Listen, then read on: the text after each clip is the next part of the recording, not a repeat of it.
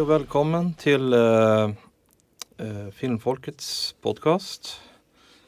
Vi som pratar idag är Göran Berger, Daniel, Per, Johannes Öhman.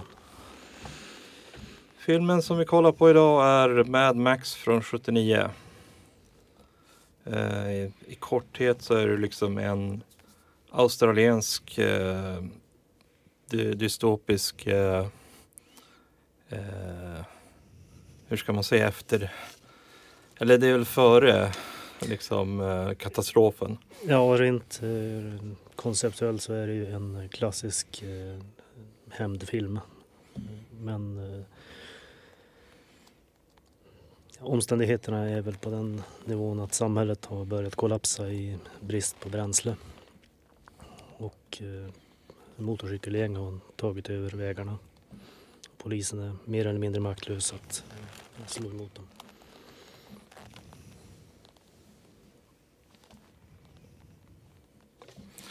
Jo, det märks ju liksom i början av filmen när man liksom börjar träffa på den första skurken som de kallar för The Night Rider. Att de verkligen börjar och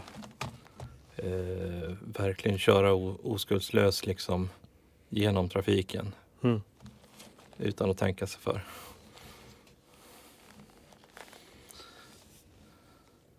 Så är det några andra tankar som ni har? alltså jag måste säga det. Jag blir lika förvånad varje gång man ser den här filmen. Att den är så bra gjord för den budget de hade. Och liksom man kan verkligen se hur hårt de har jobbat på den här filmen. Liksom de ville verkligen göra en riktigt bra film. Jag tror budgeten var på runt $300,000. Vilket inte är så fruktansvärt mycket. Nej, med tanke på att dagens filmer idag kan ju liksom gå allt ifrån typ ett par hundra liksom miljoner till 1 miljon. Ja. Beroende på hur stor, om det är en mastodontfilm av något slag. De flesta typ Hollywoodfilmer brukar väl vara i den summan typ. Ja, speciellt när det kommer till alla, Marvel-filmer. De brukar ju dra iväg när det kommer till budget. Det är ju som att de vill visa vad de kan.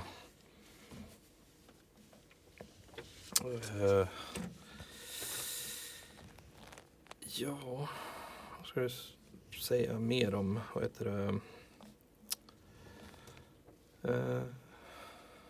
några fler tankar om filmen? Jag märkte att det är fruktansvärt lite dialog i filmen. På 1,5 timme liksom. Det är mycket scener där liksom, det sägs ingenting. Utan det är bara visuellt. Och musik förstås. Men dialogmässigt så är det inte särskilt mycket. Nej, det är ju liksom väldigt mycket cheesy one-liners. Och det är väl lite kul på sätt och vis liksom. För att föra fram liksom hur illa det är.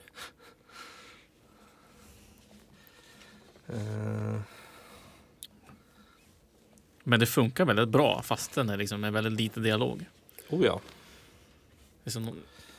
Jag vet inte om det är för att de har klippt på det sättet eller om det, liksom, om det var tanken redan från början att det inte skulle vara så mycket dialog. Ja, alltså det här är, jag tror att det är andra gången jag ser den här filmen och jag kommer väl ihåg vissa scener, men det är liksom, det är ju liksom intressant hur de har filmat från bilen och när de kör.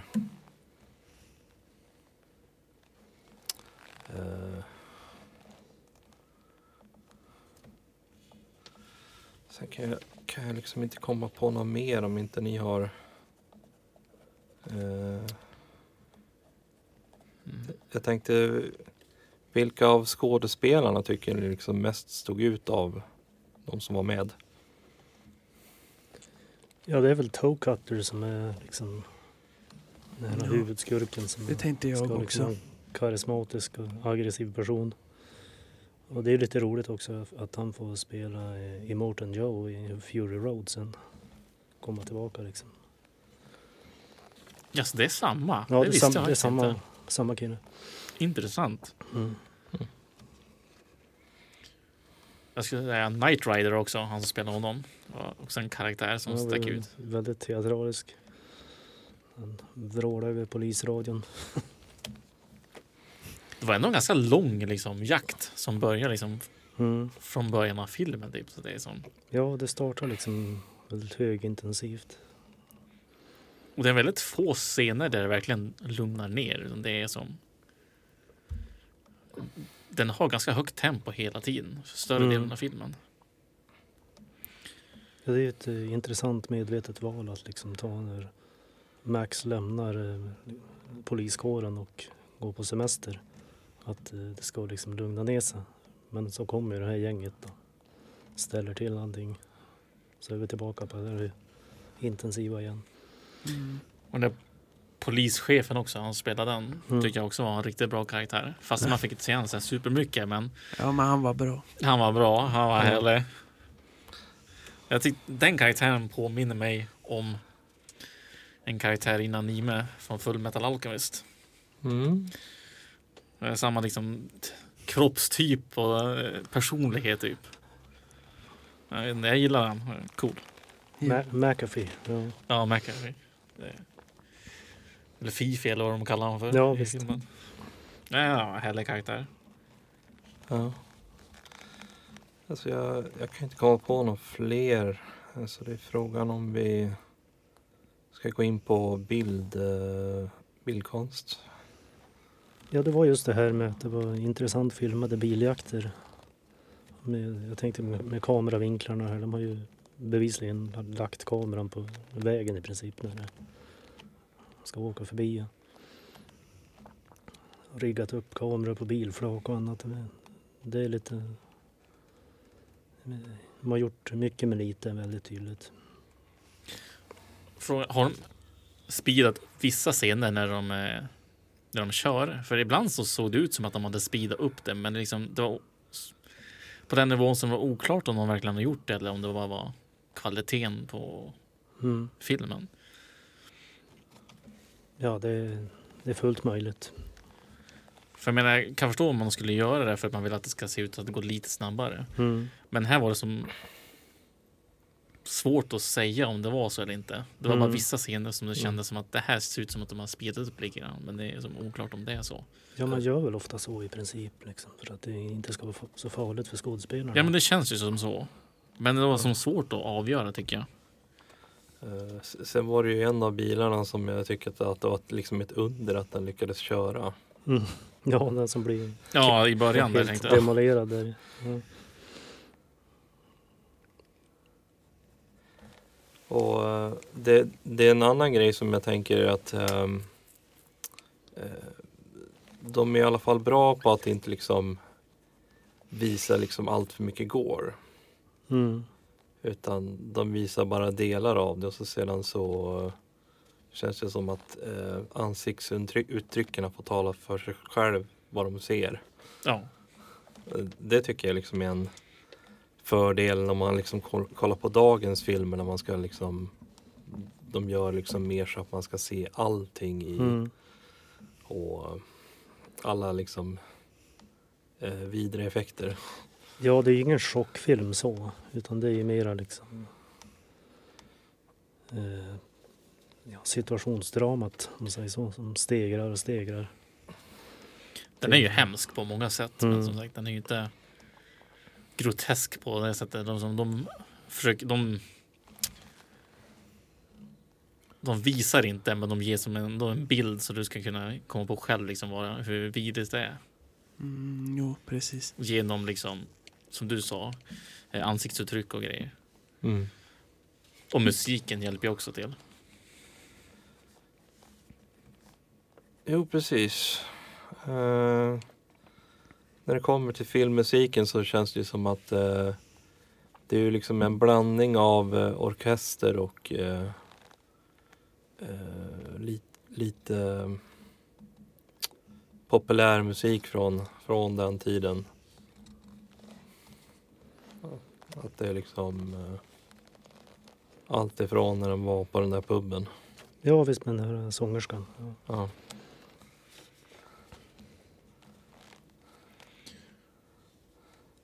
Det känns som så här, musiken var ju inte unik på något sätt, utan det var väl mer så här väldigt typiskt filmmusik från den årstiden liksom, om man säger så. Ja, det var ju, jag tycker det var ett spår som lät lite som den här i Hajen nästan. Det är, Ja, för det kändes som bekant om man hade hört det förut liksom, så det var som inget nytt så. ja, det är lite samma tidsperiod. Så. Ja. Men det funkar ju liksom, det är ju väldigt, det är ju noter och sånt som fungerar på de scenerna, om man säger så. Mm, mm. Ja. Sen annars så känns det ju liksom som att man känner igen lite olika typer av explosionsljud som de använder. Ja, visst, det är med ljuddesign är lite såna här standardljudeffekter som återanvänds i många filmer. Allt ifrån när man hörde typ när en av bilarna som höll på liksom att gå sönder helt, att det började klicka till liksom. Mm. Det var på liksom helt på sista versen. Man hör hur motorn skär sig liksom. Ja, jo precis.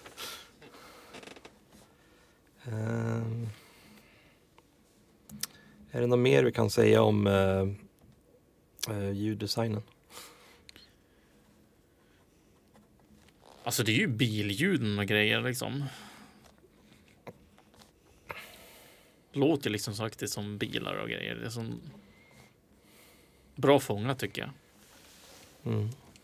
Ja, det är mycket motorljud. Ja, liksom när de kör förbi liksom Mm. hur det fejdar ut och sånt där. Och avståndet liksom av ljuden på fordon och sånt.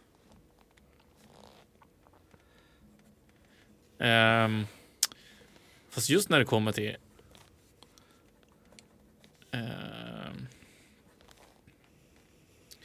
tal och sånt där, så ibland så låter det som att de har dubbat över, så att de har liksom spelat in liksom dialoger efteråt. Helst på den här Goose. Ibland känns det som att hans ljud inte var liksom efter hur han pratade. Ibland känns det som att det var liksom lite efter. Kan vara så.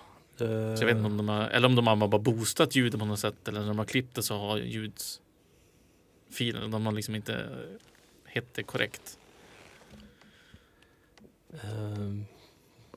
Det kan ju vara mycket väl möjligt med tanke på att de hade väl liksom ett annat sätt att kunna spela in, och så sen kanske inte möjlighet till att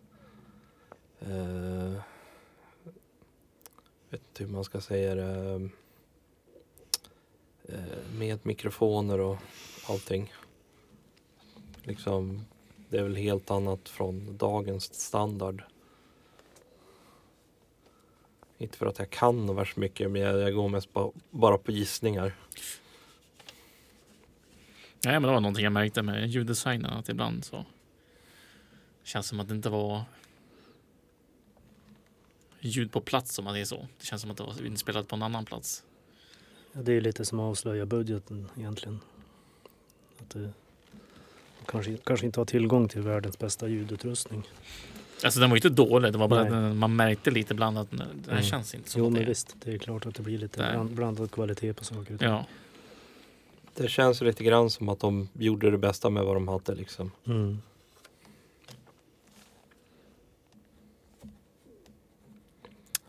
Då är det frågan, vad är det som skulle kunna ha gjorts annorlunda och övriga tankar? Gjorts annorlunda, säger jag.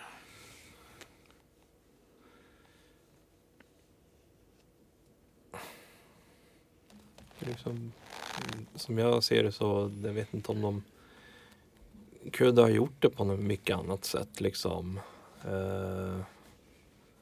Det känns väl som att det som skulle kunna ha gjorts annorlunda, det är väl typ, men det är väl svårt att komma med dagens teknik då liksom att förbättra så att ljudet är liksom mer klart och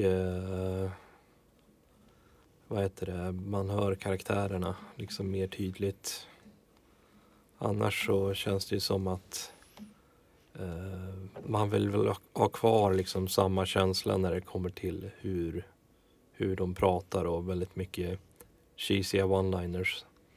Vilket gör filmen sevärd. Det är vad jag kan komma på. Det jag störde mig lite på var att i början när de tog den där bilen med tjejen och den där killen. Knight Rider. Nej, inte lite senare så de som blev kedjade och sådär. Ja, okej, just det.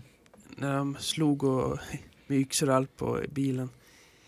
Det kändes lite som att de borde ha fått lite mer skråmor, alltså de som var i bilen, än vad de fick.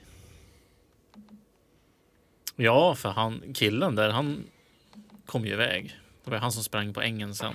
Men han såg ju inte ut att vara så här jätteskadad. Så jag vet inte om han lyckades fly eller om de bara lät han gå liksom. Ja, det är det enda jag funderar lite på. Det kan ju vara det liksom. Det är väl känslan som jag får med filmen, att man får liksom få fram liksom en egen bild vad som eventuellt har hänt. Ja. Istället för att de liksom visar alla liksom detaljer i liksom filmens gång. Liksom. Och jag menar, det funkar ju. Jo. Och det är ju liksom en av de sakerna som jag märker med vissa liksom detaljer liksom i dagens skräckfilmer, när det ska liksom mer vara tortyr.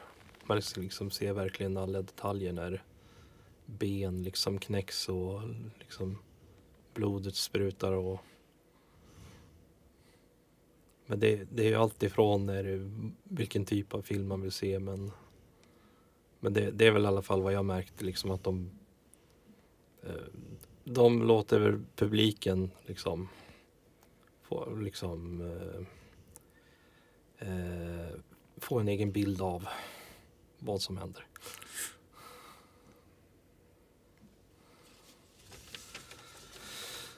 Är det något annat som kunde ha gjorts bättre?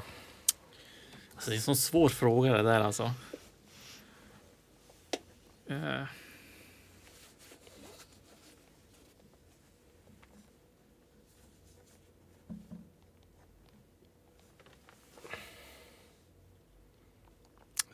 För jag kan liksom inte komma på någonting annat förutom de grejerna som jag har tagit upp.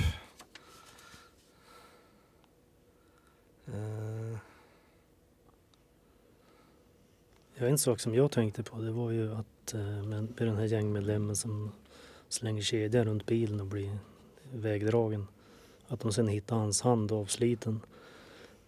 Det är ju någonting som har gått igen i såna vandringssägner, klintbergare liksom, om aggressiva gäng. Och då är frågan om det har sitt ursprung i den här filmen.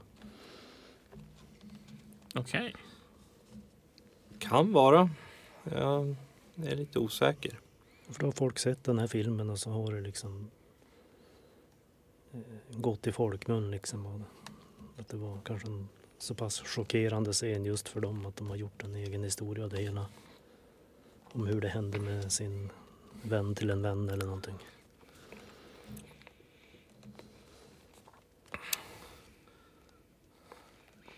Nej, jag kan inte komma på någonting som man kunde ha gjort bättre. Alltså, jag tycker den funkar som den är.